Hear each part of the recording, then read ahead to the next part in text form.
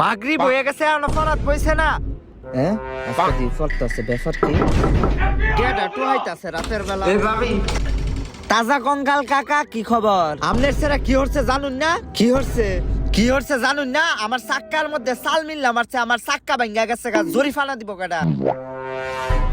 ও এই কারণে সুরের মতো না এটা ফরাত বইছত। হ্যাঁ এই রহিম আমার বিকাশে ডাব পাঠায় দে। এই কান্নার আব্বা খারো এরা কাল লগে কথা কও। আর গড়ি 1 মাস ধরে পইরা রইছে, গড়ির মধ্যে তেল ভরো না।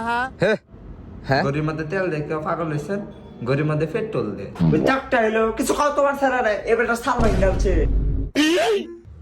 অদেন ধরেন গোলামের পুত বাপের বদদোয়া। তো এভাবেই কাল্লাসারা ফেসে গেল এবং গল্পের মধ্যে হঠাৎ করে একটি টুইস্ট এলো, কারণ বাপমার বদদোয়া একসাথে হওয়ায় সংঘর্ষিত হয়ে বদদোয়াটি উড়ে গেল। এই রে শেফালি হইতাছে বাসুই কেমন আছো?